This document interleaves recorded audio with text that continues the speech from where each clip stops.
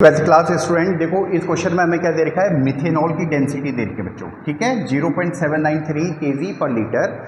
और हमें इस सॉल्यूशन से एक सॉल्यूशन बनाना है। उस सॉल्यूशन का वॉल्यूम 2.5 लीटर होना चाहिए। उस सॉल्यूशन की मोलेरिटी 0.25 m होना चाहिए, कैपिटल M। देखो बच्चों, इस क्वेश्चन को समझने में जब हम ऑफलाइन क्लास लेते हैं तो काफ़ी बच्चों को समस्या आती है। आप पहले क्वेश्चन को आराम से समझो, देखो क्वेश्चन क्या कहना चाह रहा है, ठीक है, तभी आप क्वेश्चन को कर पाओगे ढंग से। एनसीईआरटी की क्वेश्चन है, थोड़ा आराम से समझना कि वो क्या कहना चाह रहा है।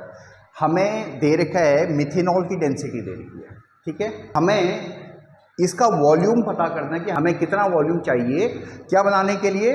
2.5 लीटर ऑफ 0.25 m सॉल्यूशन बनाना है, इसी से सॉल्यूशन बनाना है हमें, ठीक है, क्लियर है। अब देखो बच्चों, जो हमारा कंसेप्ट है वो ये है, ये मिथेनॉल है, हमने मान लिया इसका एक वॉल्यूम लिया है, हमने V वॉल्यूम लिया है, ठीक है। तो इसमें मिथेनॉल के कुछ मॉलिक्यूल्स होंगे या मिथेनॉल की कुछ अमाउंट होगी, ठीक है। इसी अमाउंट से हमें 2.5 लीटर सॉल्यूशन बनाना है जिसकी मोलेरिटी होगी, यानी इसी से हमने 2.5 लीटर का 0.25 m सॉल्यूशन बनाया। किससे? इस वाले से, ठीक है, इस वाले से हमने ये वाला सॉल्यूशन बनाया, ठीक है बच्चों। तो कंसेप्ट क्या है, मिथेनॉल की जितनी क्वांटिटी यहां पे है उतनी ही क्वांटिटी यहां पे होनी चाहिए, ठीक है, यानी जितने मोल्स उसके यहां पे प्रेजेंट हैं उतने ही मोल्स यहां पे प्रेजेंट होने चाहिए। क्लियर है बच्चों? ये बेसिक कंसेप्ट है जिसका यूज हम इस क्वेश्चन को सॉल्व करने में करेंगे, ठीक है। अब देखो, मिथेनॉल की डेंसिटी दे रखी है हमें, ठीक है, तो हम इसको अब इसके मोलेरिटी में चेंज करेंगे। किस में चेंज करेंगे? मोलेरिटी में चेंज करेंगे। तो पहले मिथेनॉल का मोलर मास मिथेनॉल का CH3OH होता है मिथेनॉल, कार्बन 12, हाइड्रोजन का 1, 3 into 1, एक ऑक्सीजन है 16 + 1, एक हाइड्रोजन और है, ठीक है। ये हो जाएगा हमारे पास 12 + 3 + 16 + 1, 32 ग्राम पर मोल, ठीक है, क्लियर है। ये हमारे पास मोलर मास आ गया मिथेनॉल का, क्लियर है बच्चों। अब देखो, ये जो डेंसिटी ऑफ मिथेनॉल दे रखी है इसको हमें मोलरिटी में चेंज करना है, ठीक है। तो एक बार इसको हटा देता हूं। देखो बच्चों, अब इसको पढ़ो, हमें क्या दे रखा है, 1 लीटर में मिथेनॉल कितना प्रेजेंट है, 0.793 kg,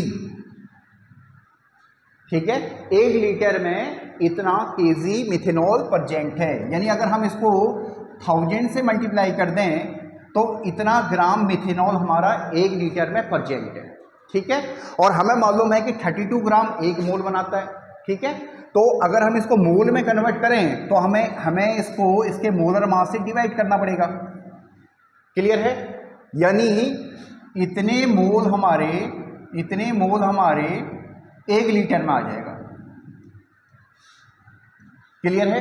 यानी ये हमारे पास मोलेरिटी आ जाएगी इस सॉल्यूशन की जिसकी डेंसिटी हमें दे रखी है, क्लियर है। इसको कैलकुलेट करके आ जाएगा 24.78 मोल्स पर लीटर, या फिर आप ऐसा बोल दीजिए 24.78 कैपिटल M मोलेरिटी, ठीक है बच्चों।